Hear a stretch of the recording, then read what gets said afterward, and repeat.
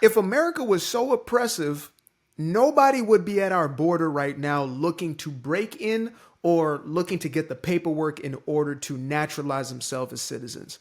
And this is coming from a kid who moved to the United States on a green card and went through the 10-year process of becoming a naturalized citizen of these United States.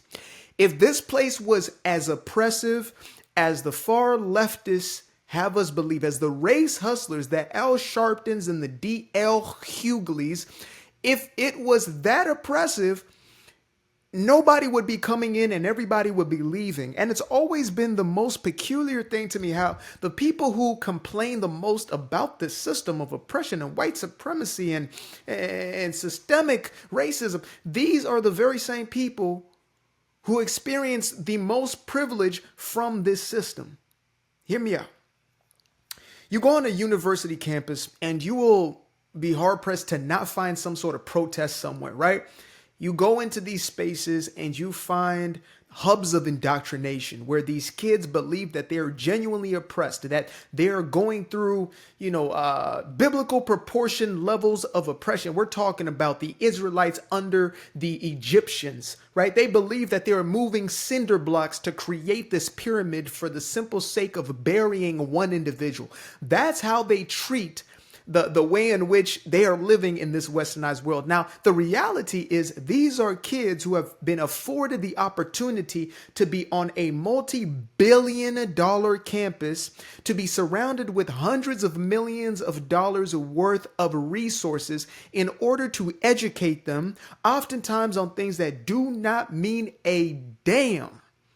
And yet they have the audacity to complain about how oppressed they are. Now, 2025, I made myself a promise that I am coming all the way alive. No Diddy.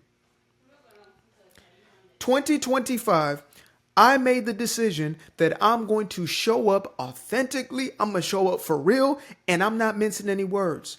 I love you so much that I'm willing to tell you the truth, and it's simple as that, right? And the truth is, if you are living in this country and you are not moving, you are not budging, there is no game plan to leave for real. You have not booked your ticket, you have not made your game plan, then you are not living in an oppressive country, but instead making excuses as to why you cannot do the things you want to do instead of taking responsibility for the reason why you are where you are. Simple as that.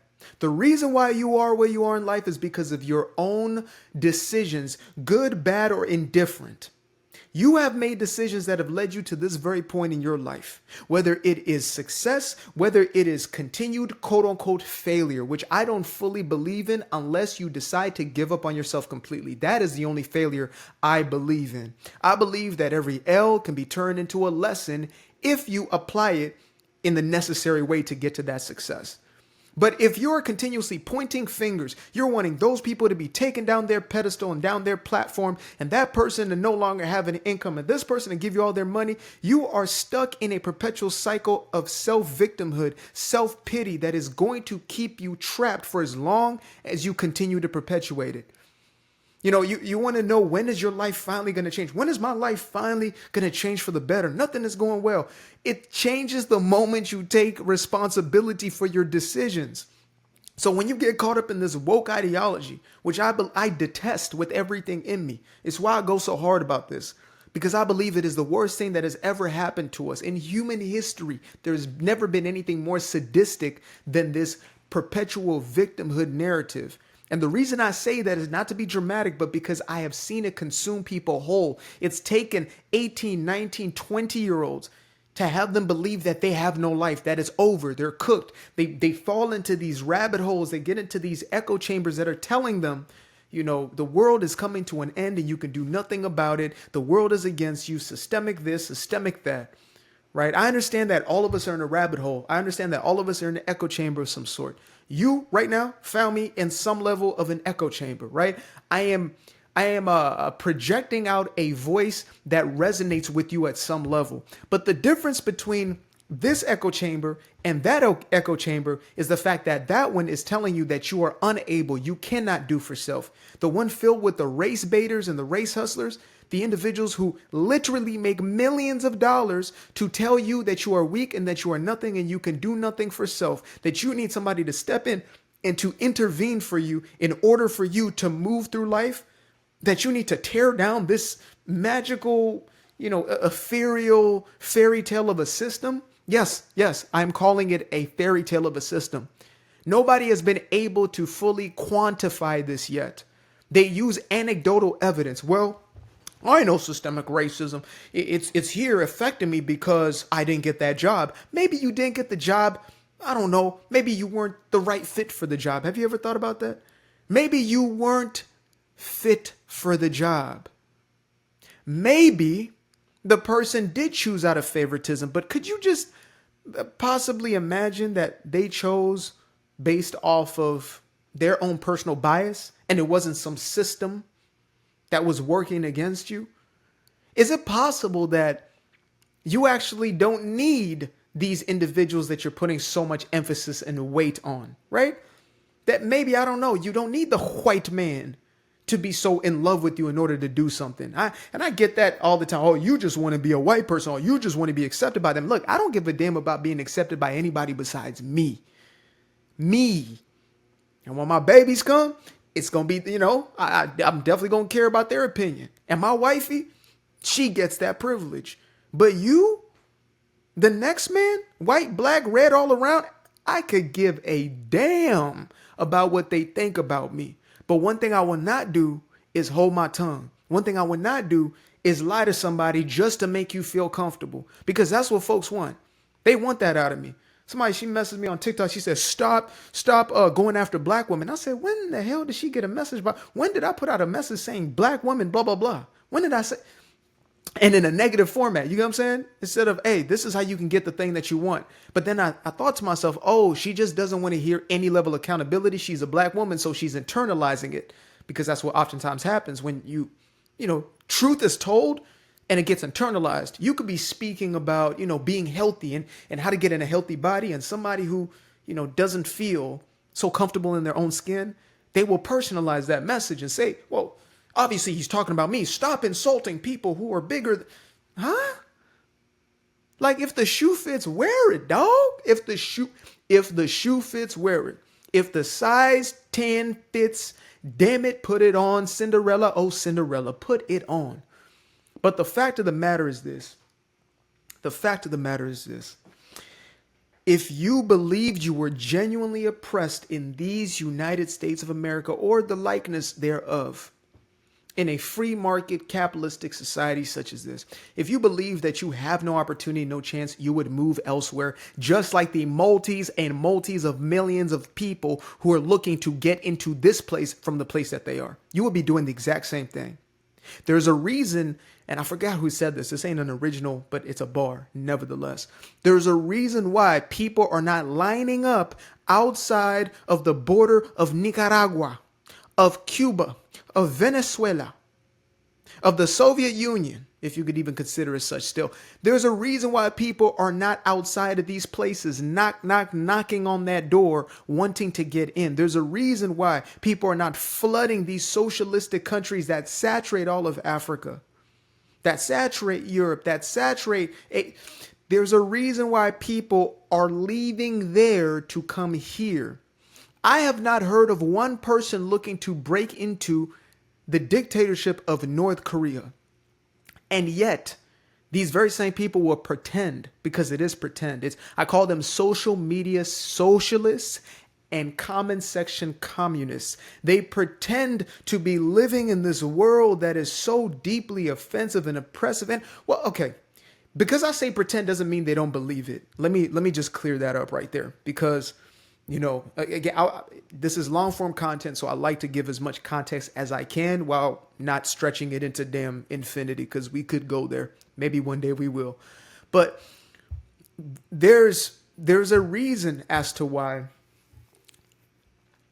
There's a reason as to why the subsect of individuals genuinely believe even ridiculous ideas. And that's because it's a projection of what's taking place within themselves, right? This is like foundational, basic projection, if you were to go into psychology, right? So they have attributes. It's kind of like a person who's a cheater is oftentimes going to be convinced that everybody else does it. It's not to say that if you have that belief, it's because you're a cheater. Okay, two things can exist at the same time, or can be true at the same time. So you might be somebody who's paranoid because you've had the experience or internalized that experience and you have a fear of it. But a cheater themselves is going to have the feeling, the propensity, the belief that everybody else does it as well. That's why you often hear, well, everybody's doing it. Well, I don't know why it's so bad. I mean, everybody messes up. That's why they have those type of justifications, because they believe that they need to justify it in order to get away with it. Right. So when you look at these individuals, they actually do believe, many of them do believe in these ideas, but not because of the ideas, but instead what the ideas serve. Let me dive a little deeper. So if you're a self-hating individual, more likely than not, you're going to externalize, i.e. project that self-hatred onto other individuals, right? That's going to be almost a quote unquote natural byproduct, is going to be the externalization of that. If you don't deal with it, heal from it in a healthy way, if you don't process it in a healthy form, you're going to likely project it onto others. You're going to spew it onto others, i.e. the old time saying of misery loves company. Or as one of the folks in my comment section, they said, misery loves miserable company, which is much more accurate. So when you find this type of individual has so much inner self-hatred, they're going to spew it onto others, right? If they have a feeling of inadequacy or worthlessness, they're going to place that onto others. That's why they lash out. That's why they try to make others feel less than. They use this false sense of superiority or this virtue signaling in order to almost balance out their internal state of inadequacy. And it's not that they are inadequate, it's a belief. But beliefs are the most powerful thing that we have in life, or we have or do not have, right? If you hold a belief that is an opposition of your highest good, life is going to be a screwy experience for you. As simple as that. But as far as the reality points, yes, we got work to do. Yes, there is always going to be, the evolution of us as humans, emotionally, mentally, physically. However, we are also being afforded one of the greatest opportunities in what we've created as this experiment known as the United States, right? Guys like this who have now become public enemy. I wish people could just take a moment to read into history and those who have taken the time in order to unpack some of these things. That's a racist right there. He's a slaver. Yeah, I bet most people wouldn't know that he tried to sign into Constitution, literally in the creation of the Constitution. He tried to sign into Constitution the abolition of slavery. And it was opposed by those who would later be known as the Democratic Party. I know so it's still mind blowing to me years later after that information, right?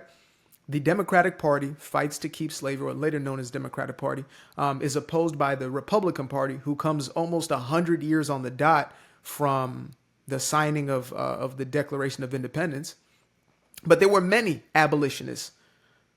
Ben Franklin, Thomas Jefferson, Thomas Paine, I believe John Adams might have been one of the individuals on there who wanted the abolition. And that was saying a lot in a time where much of the world was still okay with slavery. Places in the United Kingdom, etc., were, abolishing in different formats. But there were slaves here in the United States, Native American slaves. There were slaves in Africa, still are, unfortunately, in some places. Slaves in the Ottoman Empire, within the Asian population, within the Greeks, the Romans, within the Egyptians in Upper Africa, as well as the Middle East. This was an accepted thing, and unfortunately still is. And it's not even like it's not just illegal, it's not even taboo in some places in the world. And yet the United States fought itself on the basis of this issue to get where we are. Oh, you're just pandering to the white man. No, I'm telling you information that would hopefully free you from this emancipation of your damn mind. You need to emancipate, this incarceration. Hello, Freud. This incarceration of your damn mind. You need a mental emancipation from these ideas to free yourself to realize, oh my God, I'm surrounded by opportunity.